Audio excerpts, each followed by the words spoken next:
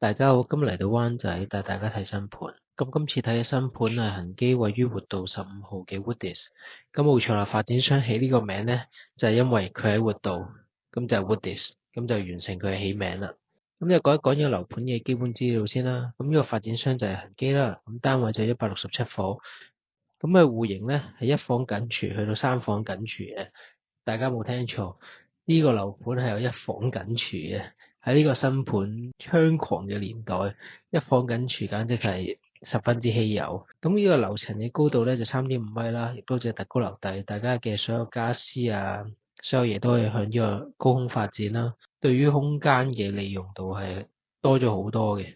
基本上其實你可以有兩層嚟用啊，可以做一個雙層嘅床啊，或者係將啲櫃全部做到頂啊，空間係多咗好多啦。咁佢嘅校網就係小學嘅12區校網啦，咁同埋灣仔區嘅中學校網，咁唔使講噶啦，名校區。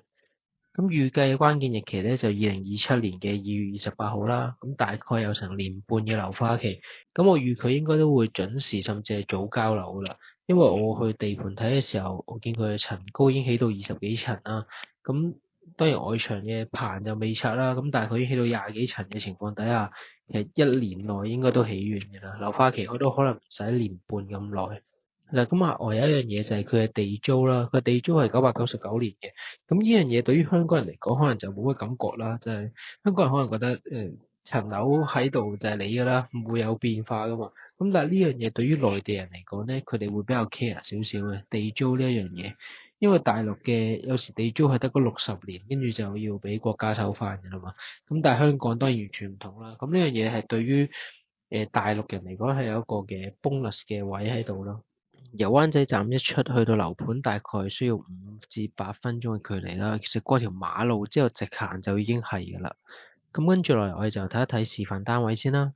咁今次開放嘅示範單位咧，就係呢個22樓嘅 A 單位同埋呢個22樓嘅 F 單位。咁呢兩個單位起完嘅時候，咁佢有一啲層數的話咧，係可以望翻去馬場景觀嘅。咁我哋優先睇咗呢個22F 嘅單位先啦。咁呢個單位就431尺嘅。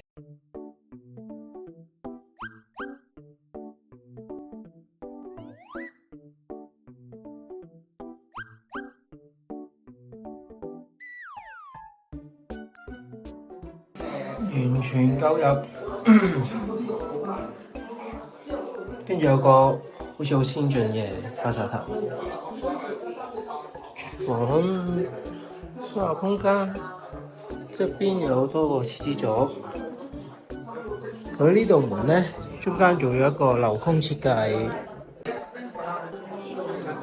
跟住嚟到廳啦，緊廚，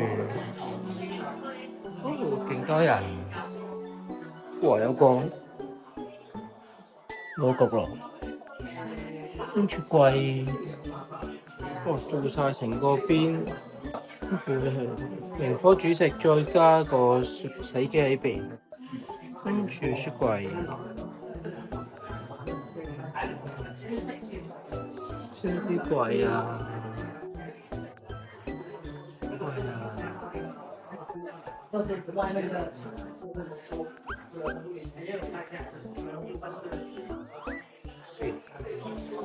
我做埋全部櫃啦。個廚房起碼可以企到2至3個人。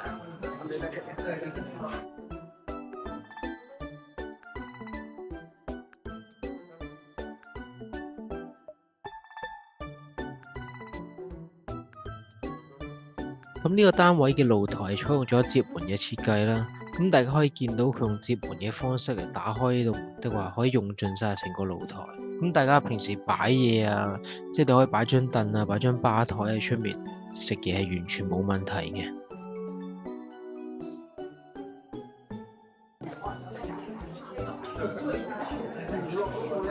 咁嚟呢個單位主人房，呢個門後面咧就做咗一啲空間啦，即係預留咗空間俾你擺個衣櫃，咁都可以做到上頂啦。咁有一個超大嘅衣櫃，跟住就係個擺床嘅位置啦，可以拍到喺側邊。咁呢度有多個角位，咁到時候有啲嘢塞一塞咯。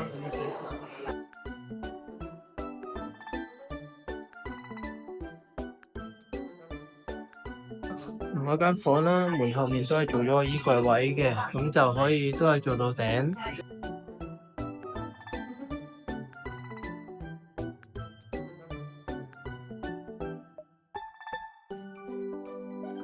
咁呢個單位嘅佈局咧，咁就可以喺呢邊擺 sofa，因為我後面嘅背脊咧就係向翻一個馬場景嘅。咁但係呢個單位嘅後面呢個位置咧會有嘢擋住咗，我記得，因為佢呢個係褪咗後入去嘅。咁呢度會有一棟另外一個嘅三房單位啊，同埋啲走廊通道位啊會擋住咗嘅。所以呢邊咧，我個人覺得 sofa 位擺呢度。咁就可以望晒成個露台，望翻出去跑馬地嘅景啦。咁跟住另外呢邊就擺翻個電視機啊嗰啲嘢。咁跟住側邊就可以全排都做晒櫃啦。咁跟住呢個位置就可以擺翻張四人台，或者其實你兩房兩個人住啊，擺翻張雙人台，或者係咯擺翻張細台，其實都已經夠晒住噶啦。同埋大家可以望到呢個單位裏面，你睇下大家企喺度1、2、3、4、5、6、7、8、9、10、11個人企個大廳度都完全冇問題噶。咁跟住落嚟，我哋就睇22樓 A 單位啦。咁呢個單位就598尺嘅，係一個3房嘅單位。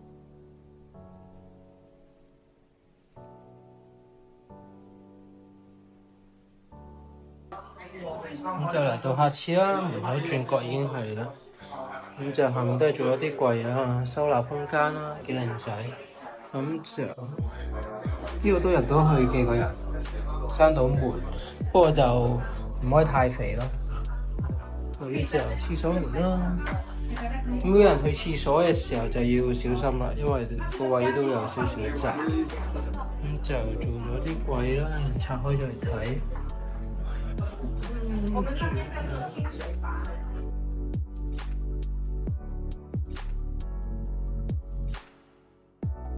咁呢個廚房仲大過啱啱400幾個廚房啦，基本上企4個人啊，成家企晒入嚟都冇問題。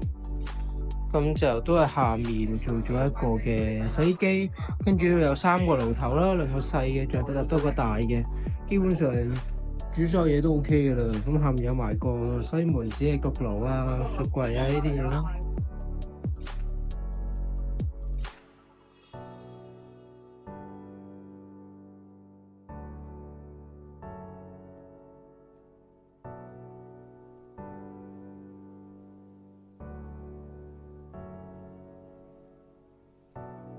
跟住就嚟睇第一間細房啦。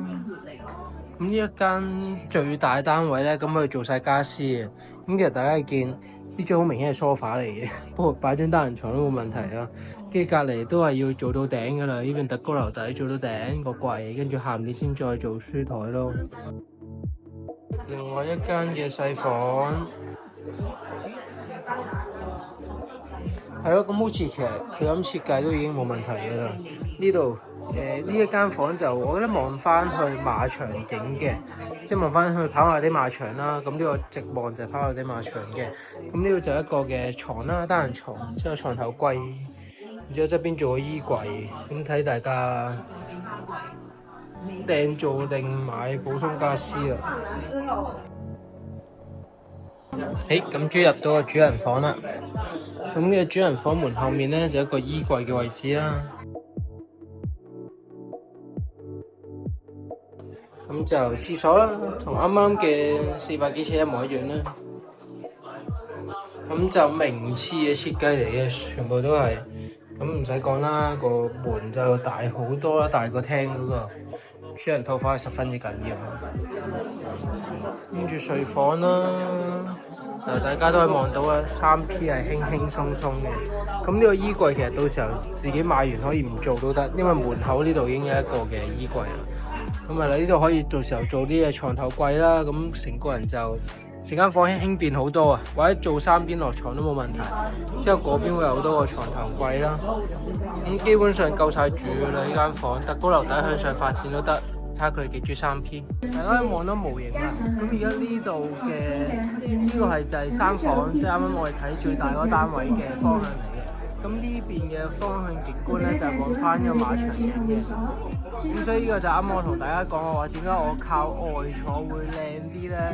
就因為側邊會有埲牆去擋住咗。咁如果你向岸嗰邊坐咧，就唔會望翻去馬場咯。因為如果你向嗰邊坐，就會望翻過嚟呢邊有景觀咯。咁如果你坐翻喺側邊呢邊嘅位置咧，咁就可以望翻到去馬場咯。不過就會望到埲牆，不過睇大家想要嘅景觀係向邊邊咯。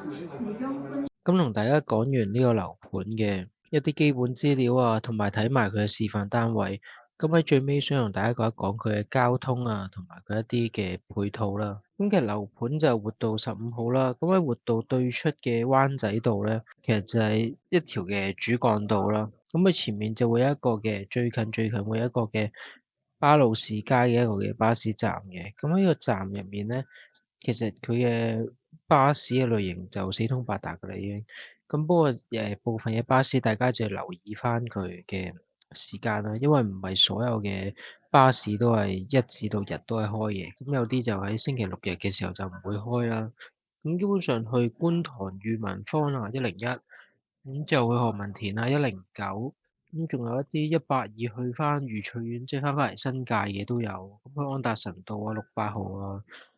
跟住甚至去上水673號都有添嘅。咁其實基本上佢嘅巴士嘅站嘅嗰個流通量咧，呢度已經完全足夠晒㗎啦。即係可能你話我巴士可能我都唔夠用嘅，想用翻一啲即係喺中環裏面行走嘅工具，咁就最有情懷、最大家所識嘅就係呢個嘅叮叮啦。咁佢嗰個都會有賣啦。咁如果話我真係想搭翻火車喎，咁好似我喺個片前面講啦。咁其實大概去到5至8分鐘左右，其實已經去翻呢個嘅灣仔嘅地鐵站㗎啦。咁交通固然重要啦，咁對於香港人嚟講，因為大家都要翻工㗎嘛。咁除咗翻工之外，咁佢嘅購物啊，同埋休閒其實都十分之緊要嘅。咁有樓盤就單支設計啦，咁大家唔會預佢有即係話超級多嘅會所啦。咁但係其實喺樓盤嘅後方已經有一個嘅游泳池啦，其實一轉去後面已經係個游泳池嚟㗎啦。跟住行前少少，我見埋有個體育場添啊。咁最尾就會有埋一啲購物嘅中心啦，咁希慎廣場、時代廣場啊，呢個利園1至6期啊，同埋香港會展中心、動漫節啊嗰啲喺度搞，其實都有齊晒喺港島佢嘅周邊附近㗎啦。咁今日條片就去到咁多啦，咁佢價錢都開咗啦，咁暫時就未推晒啦。咁大家如果有興趣嘅就可以歡迎留言話俾我知啦，咁問翻你自己相信嘅 agent 都 OK 嘅。咁今日條片就去到咁多，我哋下條片再見啦，拜拜。